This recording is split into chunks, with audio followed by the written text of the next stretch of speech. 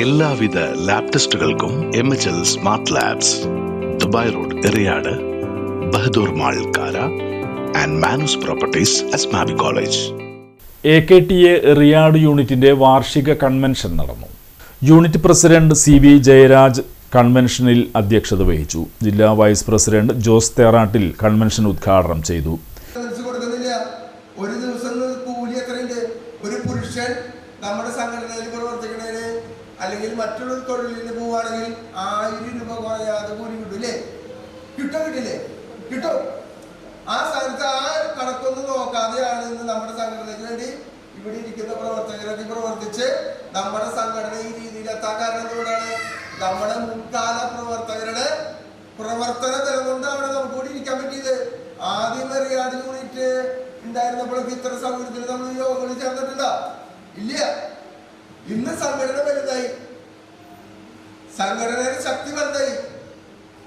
അതുകൊണ്ടാണ് നമുക്ക് ഈ രീതിയിൽ ഇന്ന് കസാരയിലൊക്കെ ഇരുന്ന് കാറ്റുകൊണ്ടിരിക്കാനും വെളിച്ചത്തിരിക്കാനൊക്കെ നമുക്ക് സാധിച്ചത്.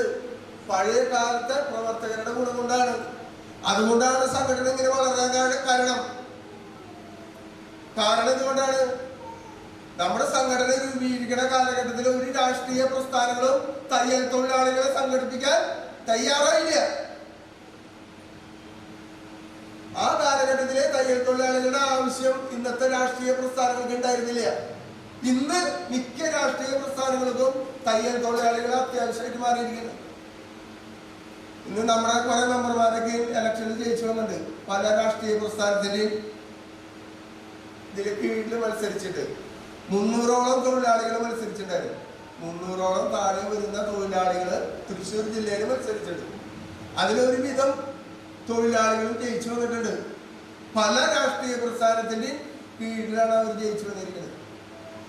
സ്വതന്ത്രരായി നിന്ന് ജയിച്ച AKTയുടെ മെമ്പർമാരുണ്ട്.